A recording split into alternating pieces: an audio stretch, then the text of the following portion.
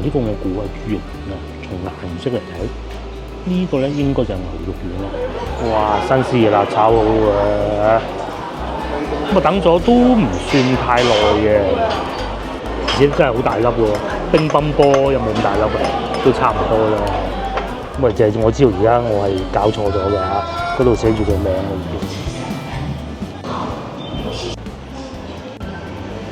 各位觀眾早晨，又嚟到朝頭早啦。咁而家朝頭早啱過8點啊，我又係去食早餐咯喎。咁咧，我今日咧打算食魚蛋粉。嗱，好老實講啊，如果講風味十足，即係佢有人哋冇嚇。味道又唔係太差咧，我始終係推薦日與蓮嘅。不過而家呢咁嘅天氣咧，食日與蓮係唔合適嘅嚇，即係坐喺路邊食嗰種咧，仲要台都冇嗰種咧。咁咧今日咧就食一個，如果單講味道，可能仲會好過日與蓮嘅一間潮州魚蛋粉店啦嚇。咁啊喺前邊多寶路嗰度嘅啫。各位翻到嚟想一試喺廣州嘅潮汕魚蛋粉係點嘅話咧，咁可以過嚟呢度試下啦。前邊左邊嗰度行過去就係寶華路啊，咁一路去咧就係上下九步行街。尤其以後你哋翻嚟上下九步行街遊玩嘅話，可以試試。另外呢度講過好多次嘅啦，就係長壽路地鐵站。咁喺嗰度過對面馬路一路行就到啦。面咧仲有間好出名嘅，但係亦都係好貴嘅，食雲吞麵啊、牛腩麵嗰啲啦嗬。麗的啊，就喺斜對面嘅啫。不過佢哋好似9點開門嘅，就喺呢一條路對面呢一條路。咁有好多美食嘅收埋喺呢度嘅，涼茶店啦，黃振龍咧都有龜苓膏啊，可以試試，同埋可以坐低食。第二黃振龍隔離開記甜品啦，又係做咗好多年㗎啦。咁呢度咧就係已經修好路嘅多寶路咯，不過都修好路一段時間。再嚟呢度仲有陸記腸粉，咁呢條路咧就多嘢食嘅。斜對面咧就係麗的麵家啦。咁正如之後所講，未開門，就一早開咗門啦。唔係喎，多寶路又修路喎，即係冇條路冇修完半年啊嚇，又修過嘅咧，全部挖開晒喎嚇，鋪嗰啲唔知咩館啊！大家翻嚟呢度咧就要注意啊！之前我不停喺度講話，因為呢度修好路㗎啦，好好行㗎，拉住個行李篋喺條路度行都唔怕㗎。住對面希岸啦，我諗需要啲時間咯，嗰條路嚇。即使嗰啲基建水平有幾快都好，你總唔能夠聽朝瞓醒搞好㗎，係嘛？讓對面都係啊，全部封晒路，咁啊呢個封咗一段時間㗎啦。咁至於我哋要食嘢嘅咧，就喺斜對面啊。咁大家見到對面咧，仲有大眾麵館，斜對面嘅西關麵家啦，都係一個唔錯選擇嚟嘅。我哋就喺前邊，再前少少嗰度食魚蛋粉。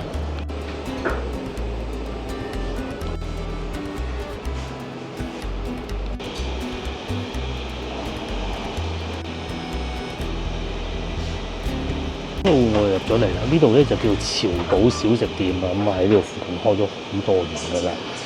同隔離嘅大眾麵館嗰啲咧同一個年代㗎嚇，咁而且呢度都寫住90年代開業，即係95年啊嚇，咁勁㗎喎！95年到依家幾多年咧？都曬完啦！哇，諗唔到咁大碗啊！我以為嗰啲咧好細碗嘅喎。首先咧，佢哋河粉嚟嘅呢個，我揀咗河粉嘅。咁第二個咧，呢個係魚蛋粉，但係咧上邊都有炸魚皮。咁我記得之前嚟食過咧，我就話老闆娘可唔可以另外加炸魚皮啊？老闆娘就話唔使嘅，因為咧已經係有炸魚皮嘅啦。咁所以今次我冇叫，好彩我仲冇記錯啊！唔係啊，老闆娘又會笑我。同埋呢個隻貓仔嘅啫。另外咧，佢哋啲丸咧係分咗幾種嘅。嗱，呢個我估係豬肉丸啊，從顏色嚟睇，呢個咧應該就係牛肉丸啦。呢個咧應該就係魚蛋啦。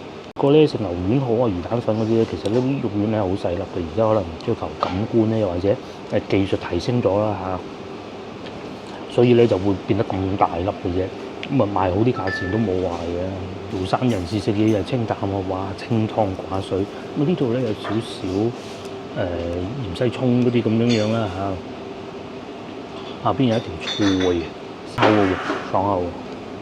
咁啊正常嘅肉丸嘅味啦嚇。即係嚟到牛丸嘅炸魚皮咧，用咗呢一種啊，食起身咧好似薯片咁薄㗎。咁其實炸魚皮咧，即係我食過，我唔係潮汕人啦，但係我都食過魚蛋粉，分幾種嘅。名我真係唔記得咗啊！北京路有一間執咗咧，由細食到大。佢魚蛋粉你唔知，我就從嗰間開始嘅，即係而家喺太平沙隔離嗰個斜對面嗰個位嗰度嘅。咁佢咧就係碎嗰種嘅。然之後去到海珠區都有一間都係用碎嗰種嘅。咁但係咧好多咧就係用嗰種好硬嘅，即係我哋咧會去到九龍城咧，上次咪買過嘅，嗰種就會硬啲嘅。咁如果佢係擺得時間耐嘅咧，其實係唔係幾好食嘅，或者俾你浸湯啊。係呢個咧就似薯片咁脆，夠晒清淡啊！咁當然啦，你可以落啲辣椒醬嘅。喺潮州定汕頭，我唔記得咗啦，食嗰啲辣椒醬好得嘅。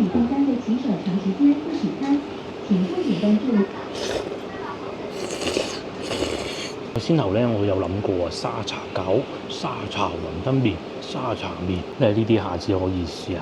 不過即係諗住朝頭早冇理由食到咁重口味咁解嘅。不過我成日朝頭早都食到好重口味，呢啲唔係理由嘅。同埋咧啲魚蛋咧浸完之後咧，有啲佢用得嗰啲叫做裏邊嗰啲魚肉少啊，咁樣就會越浸就越醬嘅。呢個唔會，呢個食到魚嘅味，仲好濃添。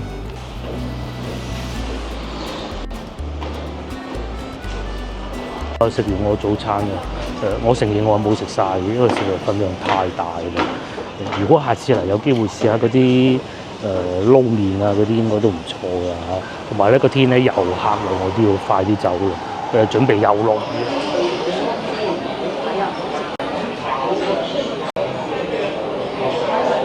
各位觀眾，我哋又嚟飲茶啦！而家咧係晏晝過咗5點鐘啦嚇。咁咧今日咧又翻嚟呢個彩點飲茶。因為點解呢排咁少周圍去咧？眾所周知嘅原因，其實我都講過好多次嘅。因為天氣熱啦，想去中山咧，一路都擱置啊。其實而家去玩好嘅，因為咧好多景點咧都合適去嘅。譬如話去到啲景區咧，因為放假，好多小朋友咧係會熱鬧啲嘅。咁去到個景區冇人，咁你冇乜位㗎嘛，係咪先？遲啲先啦嚇。彩點雖然價錢平，但係咁啊。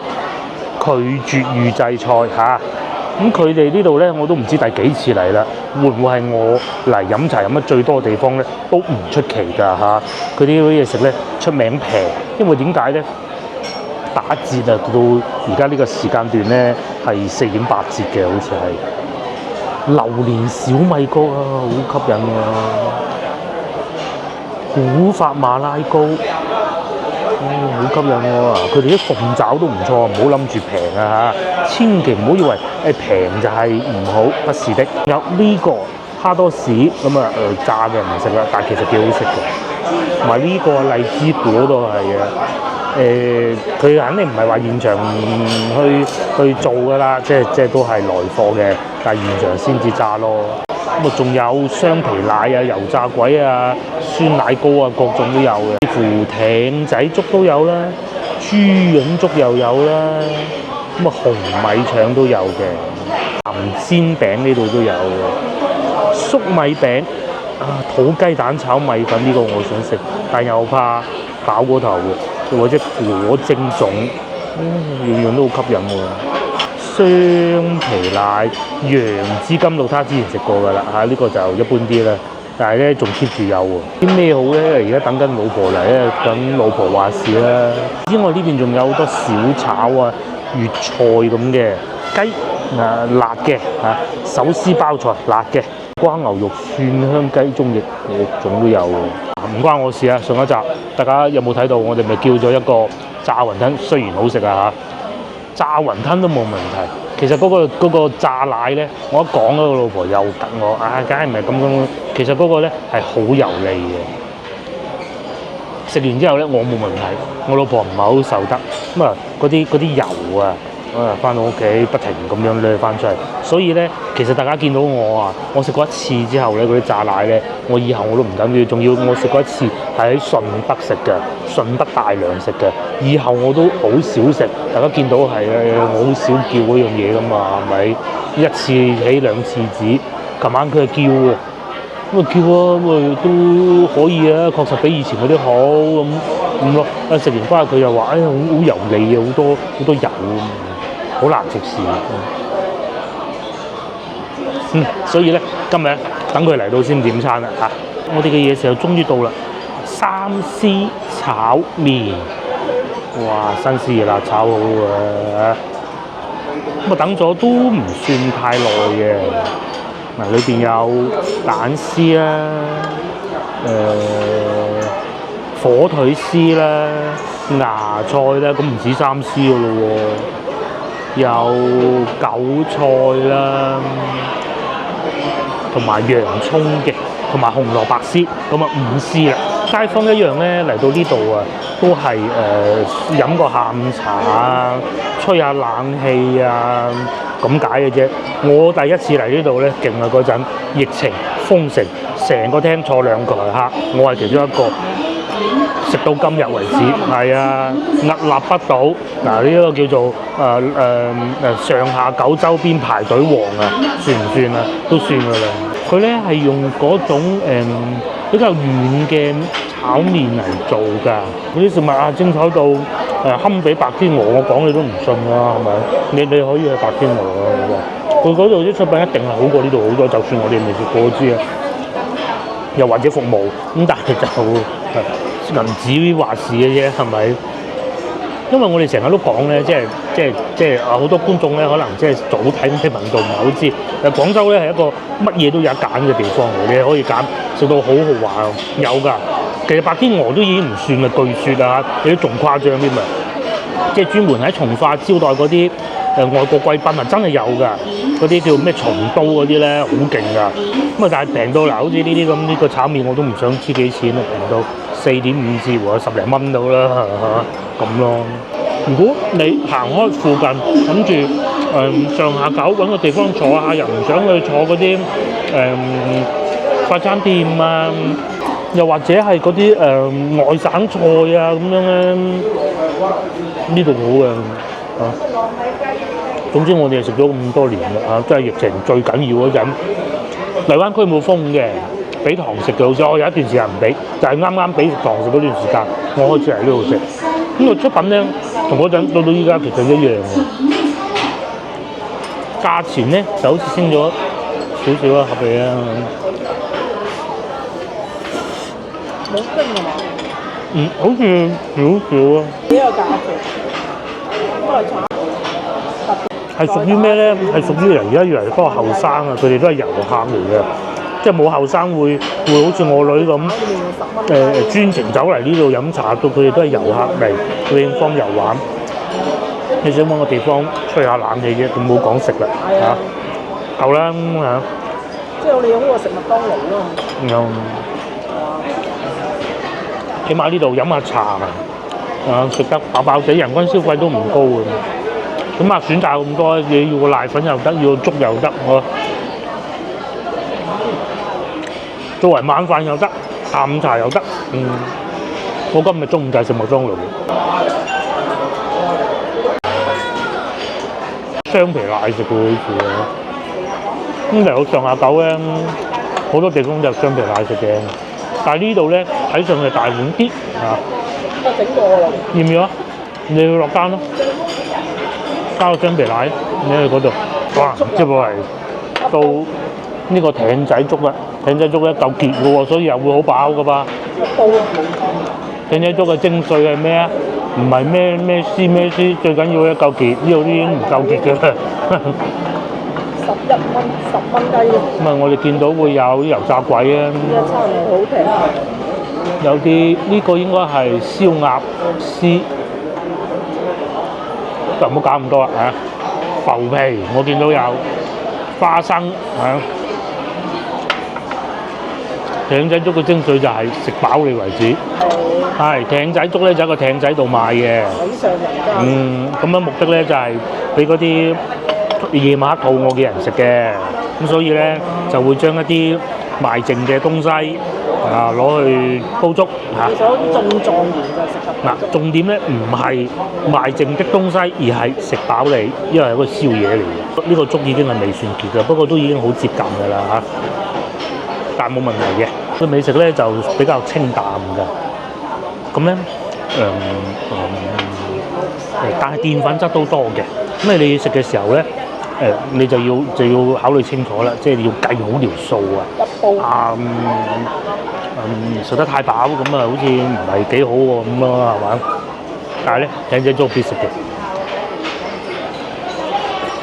哇！3種。因為以前咧食艇仔粥嘅人咧，通常都係嗰啲西關大少啊，西關大少一日無所事事，夜晚黑咧突然間又話肚餓咁樣，係啊，又去聽下曲啊，夜晚黑咁聽啲曲係究竟係聽曲嘅藝術啦，定係藝術咧就唔知啊嚇。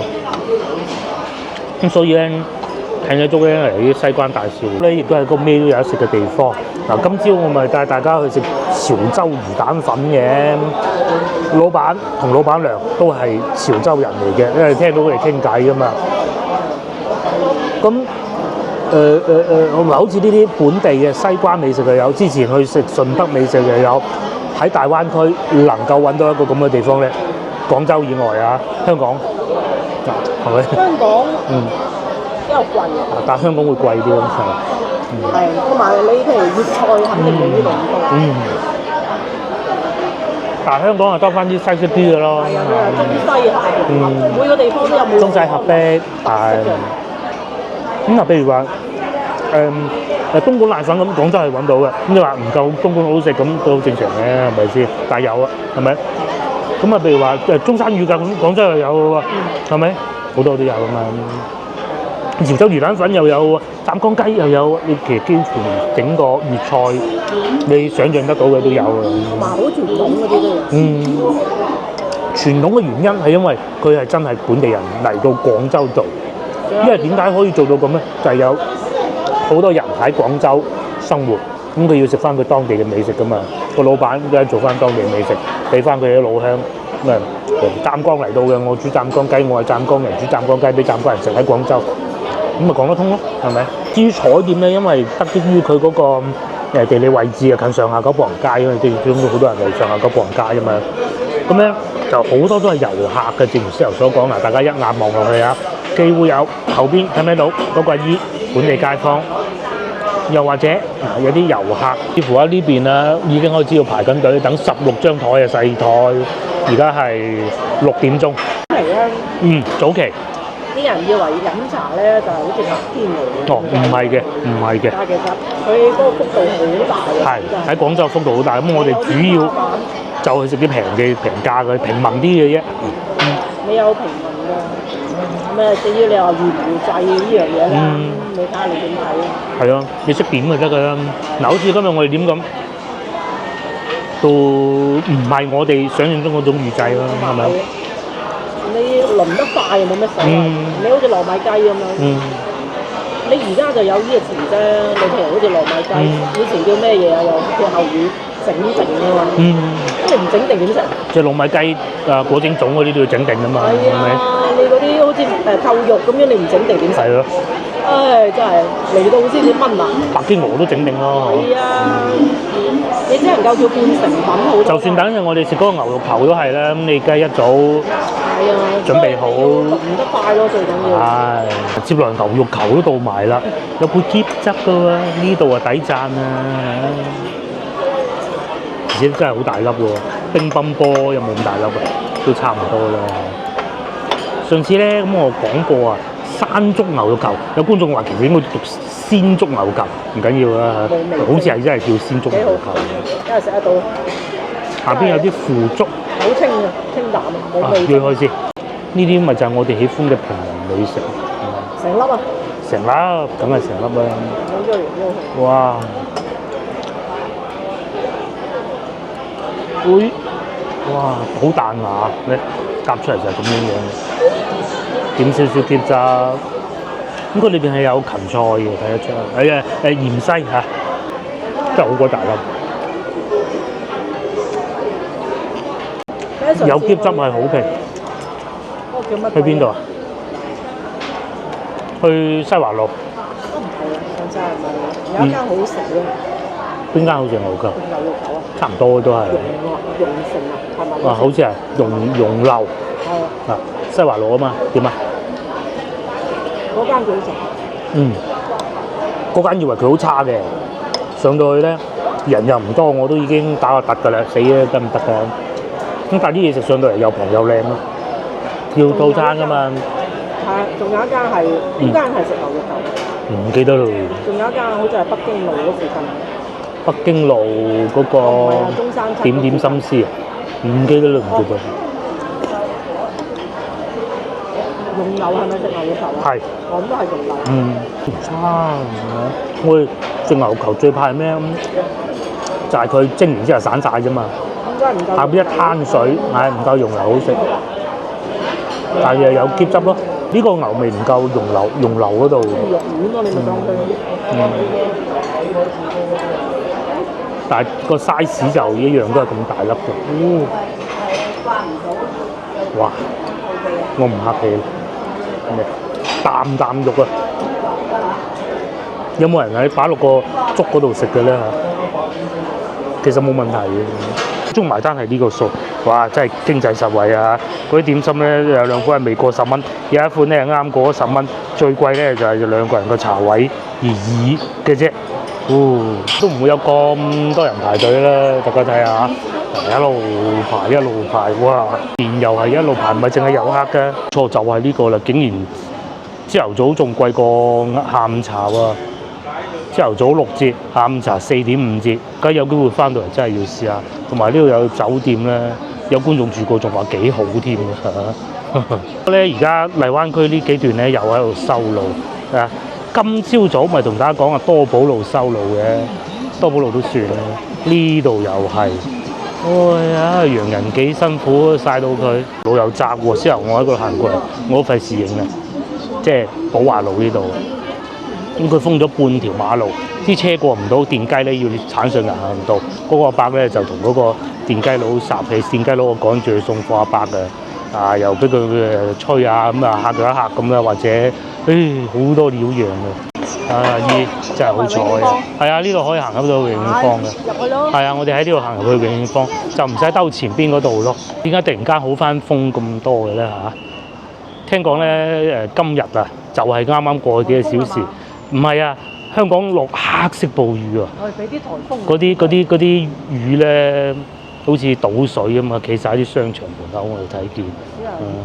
太熱啦，太熱！永慶坊行下，睇下有冇咩食啦，飲下。如果雙皮奶咧，其實永慶坊好啲。先頭我哋都想要極食雙皮。永慶坊係咩？使唔使仲介紹俾大家睇咧？就係呢啲舊屋改造嘅，有啲咧就清朝嘅，有啲咧就現代嘅。現代嗰啲咧都係咁舊㗎啦。咁啊改造咗之後咧，佢啊活化咗啦嚇，就好似前邊呢啲咁。呢度有啲屋咧，都仲有啲貓喺度住嘅，隻貓喺呢邊啊。好耐冇係個貓啊，呢個肚餓貓嚟嘅。佢又怕人嘅喎。喵！呢度。走咗去，驚啊！又肚餓就係屬於佢呢種啦。佢要聞下先，唔啱食。嚇！佢話佢講啲嘢俾你聽，唔啱食啊。唔啱食？哼！驚係嘛？驚啊！嗱，又嚟一隻啦，有黃色嘅嗰隻餵食啊！佢係驚啊！佢未食過呢啲啊，可能佢話佢好肚餓。我即喺度等佢一陣間，佢一陣間可能會食嘅。後邊仲有一隻嚟咗喎，就話咧隻貓等陣會食㗎啦嚇，我哋離遠睇下佢。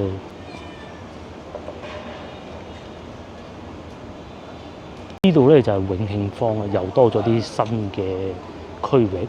呢個係賣波鞋嘅舊區活化咗啊，啱啲後生。而家放暑假又會唔會多啲活動咧？今日就帶大家睇下啦。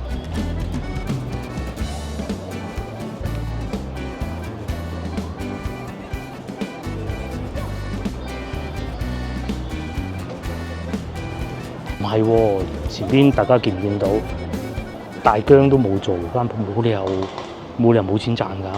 面前呢一間開咗好耐喎，疫情嗰陣開始開㗎咯喎。咁佢可能係策略調整，又或者永慶坊想收翻佢嚟做餐廳啊，賣下牛雜啊嗰啲啫。賣牛雜好過賣大疆啦，係嘛？呢度有啊，可能佢唔租俾佢嘅，咪冇理由會冇錢賺啊！大疆都見到有好多洋人嚟到呢度玩，係啊！我睇 YouTube 咧，好多外國博主咧嚟廣州咧，都會將呢度作為佢其中一個落腳點嘅。一個好似係意大利嘅博主咧，就住喺嗰個尖雲酒店，而且佢咧仲訂咗嗰個貴啲嗰個房啊，係一個好大嘅露台，個露台咧可以望到下邊，咁啊貴啲㗎嚇，依家可能要去到800蚊一晚啊！我唔知啊嚇，但係真係好靚咯。應該附近嚟講咧，最好嗰個㗎啦。唔係喎，嗱，譬如好似呢個大床房咁，今晚即刻要住，都係350蚊嘅喎，咁又唔係好離譜喎。咁啊揀到最靚嘅露台大床房，就係我啱先講咧，話嗰個外國人嚟到廣州，咁佢有拍片嘅。咧就係呢一個649，確實啦，同我睇佢條片咧係一樣嘅。嗱，好似呢啲裝修咧都係好新嘅，咁冇錯啦，個露台就係咁嘅，你係可以喺度望晒成個西關嗰啲風情。咁如果你喜歡嘅話，仲可以買啲啤酒上去啤一啤。喺內地嘅酒店係唔介意，除非你搞到好烏煙瘴氣，咁梗係會收翻你錢啦。如果先頭咧嗰啲甜品都意猶未盡咧，你仲可以過嚟呢度啊！呢個蓮香樓嘅分店，咁咧就喺呢度裏邊飲下茶點啊，買下盲盒啊咁咯。咁就喺呢度對面啦。呢啲公仔咧好開心啊！嗰啲洋人睇見我睇過好多片，佢哋睇得好開心哇！又有限定版啊！呢個係膠嘅係嘛？應該係啦。呢間鋪全部都係嘅，睇上邊嗰啲大腳，好大隻嘅；下邊呢啲好細隻嘅。嗱，我真係唔識嘅。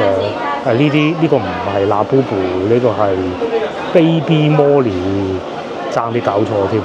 以前咧呢間鋪咧行過咧冇人嘅，佢開咗喺度好耐嘅啦。大疆都望過佢嘅，而家你睇下咁樣嘅喎，就係靠埋呢啲盲盒咧、公仔咧，咁鬼多人啊！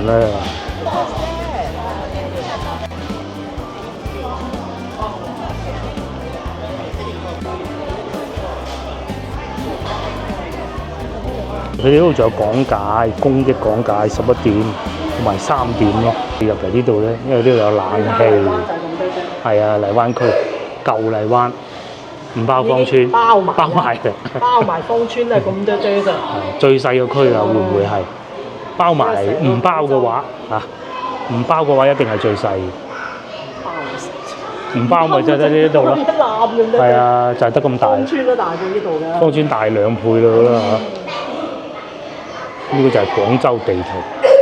我兩隻腳都行得晒。我呢個講得冇錯啊！如果你真係聽埋芳村出嚟，舊荔灣完全係用佢隻腳行得晒。我諗我哋都已經行完幾次㗎啦，已經好唔難嘅。邊呢一個咁細嘅區咧，就匯聚咗廣州呢個城市啊，嗰啲文化集中地咩艇仔粥啊、騎樓啊，好多都有嘅，活化翻咯。小朋友幾開心，之外仲有美食啦，又有爬龍船啦，或者一啲燙木籠屋啦、繡花功夫嚟。佢呢個咧應該講嗰啲窗花，陳家祠陳氏書院，呢個係火車博物館啊，好多我哋都去過啦。呢個應該係陳家祠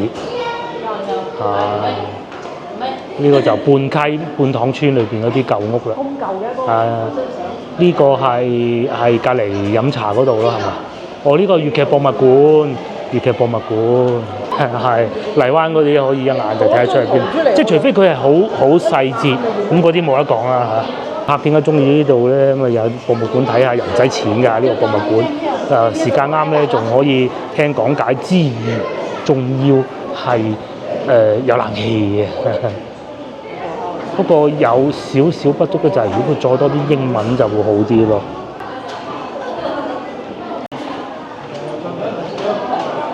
而家啲 AI 好勁㗎，你係可以咧是但隨隨便便揾一個免費嘅 app 咧，佢都可以幫你做得到。先後嗰幅相裏邊嘅中文全部翻譯晒英文，其實已經係無障礙溝通得到嘅。呢啲全免費嘅，係咪？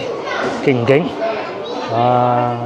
如果係懂中文嘅咁啊，慢慢睇；唔懂但係你又想了解歷史嘅，咁咪 AI 咯，好勁㗎！嗱，啱先嗰幅圖嗰啲英文講咩，全部出晒嚟嘅。嗱，我就係 send 咗呢幅圖俾個 AI，咁啊，佢用咗15秒，佢就全部講晒裏邊係乜嘢嚟嘅。好似呢啲咁咧，佢一樣可以做得到。咁一個洋人咁英文都唔識啊，意大利文佢一樣可以做得到。全部同你翻譯晒，而且係好短時間，你就可以揸住幅圖喺度慢慢對咯。又或者呢啲中文，哎呀都有限公司嘅啫，唔知嗰個字點解喎？譬如好似史在呢兩個字，史在係咩？唔識啊，學得少，好正常㗎嚇。又或者呢度古文咁，點知佢講乜得㗎？你影低佢咁發俾 AI 咁咪得咯。我將呢一段咧 send 俾AI 啦，咁佢就諗啦。一路諗，佢係仲會開月大呼究竟咩意思咁啊？慢慢諗啦，等佢慢慢諗下先。通常咧10零秒就得㗎啦，所有答案都出嚟。荔枝灣以前嘅日子咁咯，勁唔勁？所有都有嘅。包括呢度呢句古文咁係咩意思咧？咁佢就要話俾啲洋人聽啦，又或者係呢個黎城咁係咩意思咧？太犀利喎！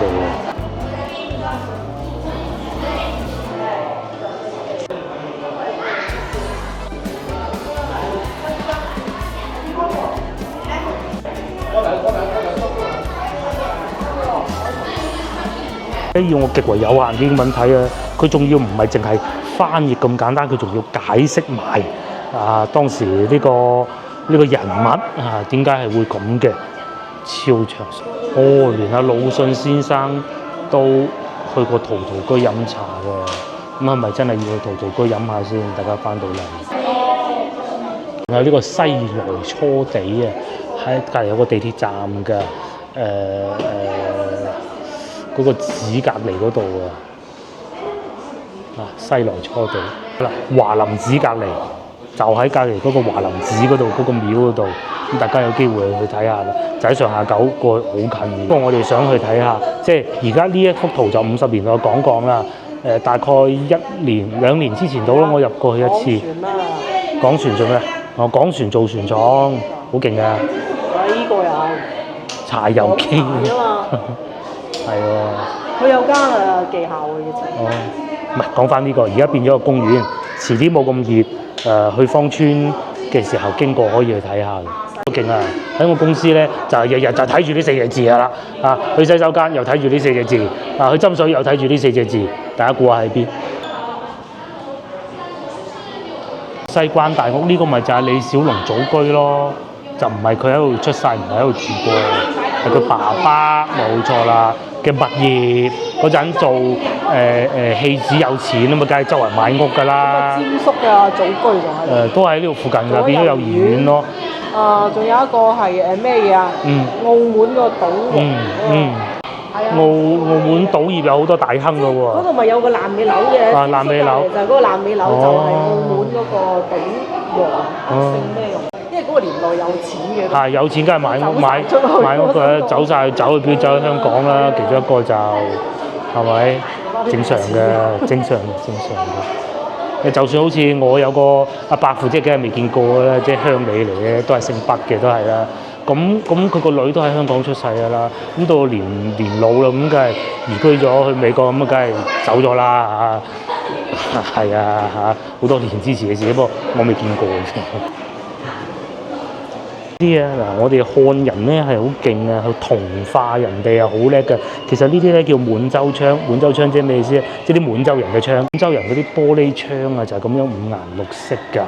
咁嚟到我哋咧就變咗我哋漢人嘅文化咯喎，啊咁有趣嘅話，咩兜咗個圈啊？我落去啦，係喎，兜咗個圈喎，黃飛鴻添啊，咁犀利！嗱，坑口生菜會咧，我哋未有去過咯。生菜會呢個就呢個阿岑師傅詠春拳，佢個拳館仲喺隔離嘅。呢個先頭我話嗰個西關大屋咧，其實就喺呢個門口入去㗎。之前咧今日佢翻新啊，咁啊近期又翻新完啦。咧有位觀眾海外翻嚟，好似佢喺美國翻嚟啊，我記得啦。佢都話啊過到嚟有去行過，咁雖然就李小龍先生唔喺嗰度出世，咁但係你去睇下都冇壞，又唔使錢係咪先？而且都翻新完啦。我上一次去嘅時候咧，都仲有啲裝修味㗎，到依家咧冇啦。哇！一出到嚟又係一種煎牛啊，好熱啊！咁我哋睇下粵劇博物館俾唔俾人？不如又去行下粵劇博物館算。鋪頭裏邊冇人嘅，到夏天入去睇下都好嘅，吹下空調，係啊，生嚟㗎嘛，放假啊嘛，爸阿媽放假同啲小朋友嚟啊嘛，星期二嚟嘅，係啊。咁鬼熱，我估唔到仲咁多人。係啊，北京路咪又係咁咯，早幾日。北京路仲誇張。亦相信天河都係咁㗎啦。次啊，我去拍嗰個海心橋嗰度啊，其實到後段唔知大家覺唔覺得我突然間就話走嘅咧？其實我仲有幾個環節想影嘅，太熱啦，我好似有少少中暑咁樣，所以快走嘅。翻到嚟廣州咧，呢一樣係真係最唔好嘅。但係你冇得揀，買一隻黃色嘅肥貓，呢隻好似有 B B 嘅喎。B 嘅貓咧就唔好去招惹佢，你睇下個肚就嚟生貓仔嘅。飲水啊！飲緊水，黃色嘅喵，唔理人嘅，太熱啦，貓都受不了。我以前呢個麥當勞嚟嘅喎，變咗呢個一生只做一杯茶，賣奶茶嗰個賣麥當勞咧，梗係喺永慶坊咧，都有啲紀念品賣嘅，譬如呢一度咁啦，冰箱貼，但係就唔會話過於商業化，好多紀念品賣咁嘅咯。就呢度好，因為近期咧都去過一啲旅遊景點咧，真係好商業化嘅，唔貴喎。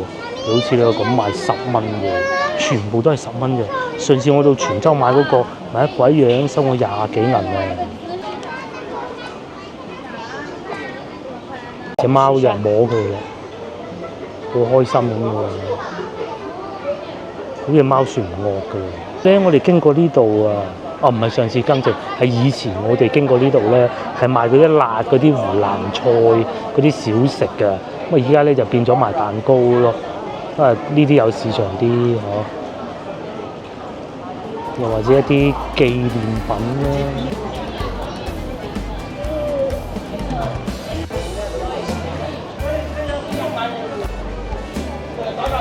勁順德菜，去唔到順德就可以嚟呢度食順德菜。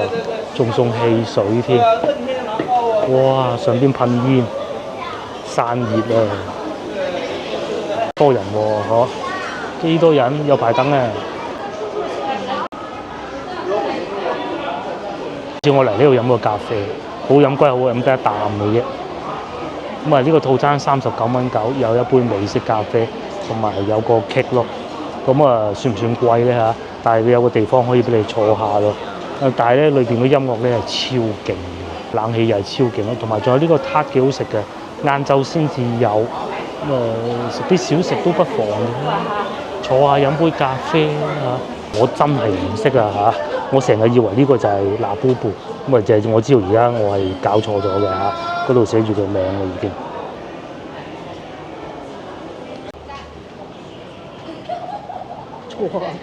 嗰個咖啡店咧，你仲可以買咗一杯咖啡，咁啊坐裏邊有冷氣梗係好啦。但係你買咗杯咧，就可以咁樣對住呢度人坐咯，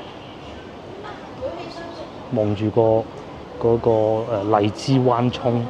如果你中意食西餐嘅咧，鋸扒嗰啲咧，飲啤酒啊，酒吧呢度又有呢個位正啊。偷涼嗰陣呢啲位啊，火爆啊！條河涌邊咁啊，呢啲已經係做好曬麵蚊工作㗎啦。咁啊，飲啤酒咯，哇，開心到！或者食下西餐啊，咁甚至乎你坐裏邊都得嘅，咧就可以望到呢個景色。咁啊，下邊咧就係永慶坊最熱門嘅一個地方，喺度飲杯啤酒正唔正？以前呢度咧就係、我先頭講話嗰個洋人咧租個酒店，而家600幾蚊一晚嗰個咧就喺上邊嗰個平台可以望落嚟㗎啦，有個露台啊，就望到呢啲景色㗎咯。咁600幾蚊抵唔抵咧？我覺得都可以嘅，你咁山長水遠嚟到咁近咯，旅遊景點，除非你對呢度啲路好熟咯。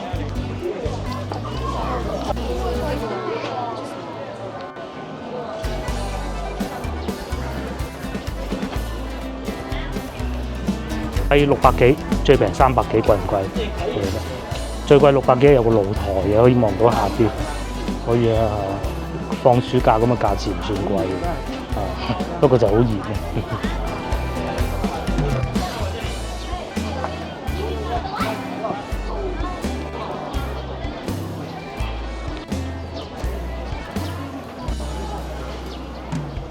有粵劇博物館，咁啊唔使預約㗎啦，直接入去就係過安檢咁就得㗎啦。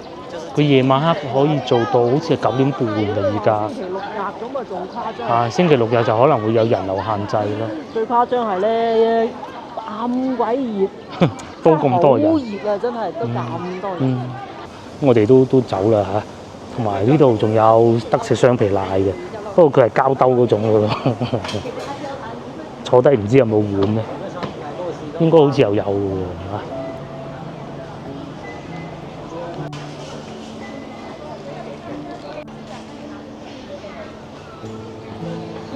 賣茶都冇咗咯喎，咁難做啲生意。係咯，又換咗啦。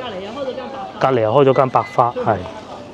我哋係飽嘅，如果咪可以食埋個百花先走。佢應該係唔想租俾佢，因為呢啲賣茶葉係唔會話，佢只要做到個咁大規模，你係唔會話賺唔到錢嘅。包括之後我哋見到大疆都係，大疆會冇錢嘅，冇可能啦嚇。就係嘅，佢愁嘅就係研發能力嘅啫嘛。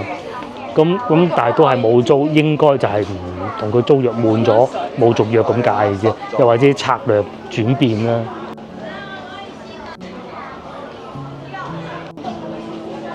啲嘢攞出嚟賣下啲紀念品咯，直頭租俾啲鋪頭添。哇！呢個係咪銅嚟嘅咧？打出嚟嘅幾靚，啲花生幾別緻，喺呢邊咁啦。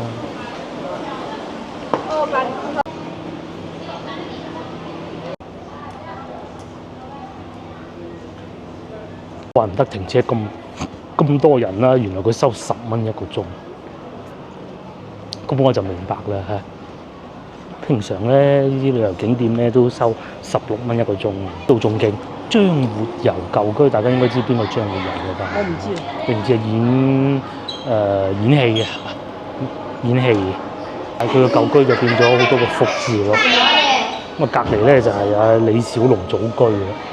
哦，原來喺呢度可以穿翻過嚟呢度嘅，唔知我哋點解嚟呢度？其實係洗手間嘅。呢度仲有阿岑師傅個銅像啊，一代詠春宗師。另外咧，我哋對永慶坊都係匆匆而過㗎咋。今日咧，因為揾洗手間咧，又發現一個新嘅地點。呢度咧原來係打卡影相嘅地點嚟㗎。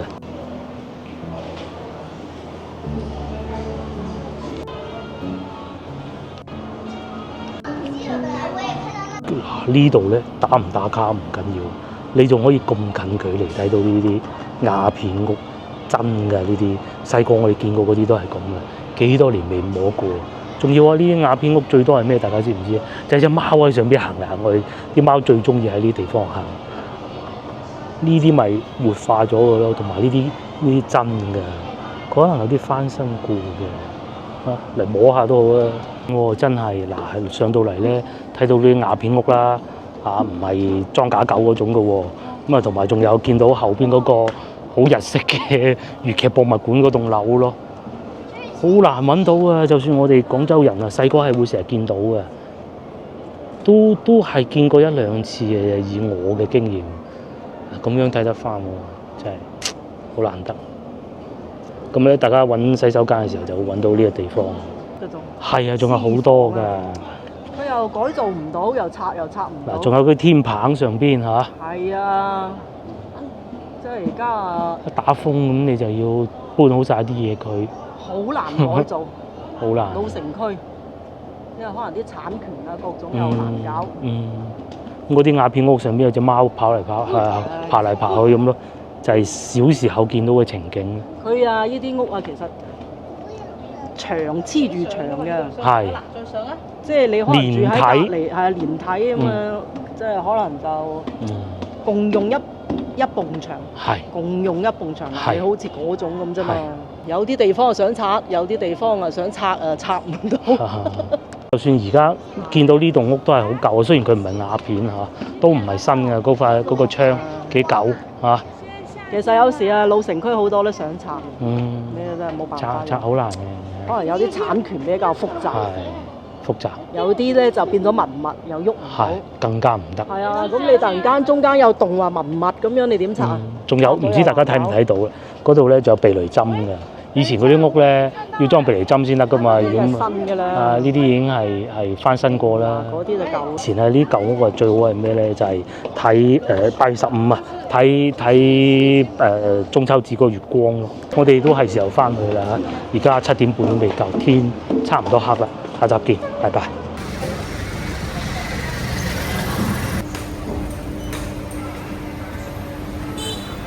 先頭我哋坐地鐵，哎呀唔記得落車添，兜下又嚟到西華路，即係彩虹橋啊！好方便啊！係，即係佢一條環線。咁而家我哋就原先諗住中山8轉線㗎嘛，咪8號線去翻西村咁啊嗱，就喺呢度落去啦。西村咁就再過翻去唔係呢度8號線，係嗰邊8號線嗰度嗱畫晒畫嗰度，咁啊呢度過翻去西村咯。哇！翻到嚟屋企嘅地鐵站都有貓，可能太熱佢出嚟嘔涼。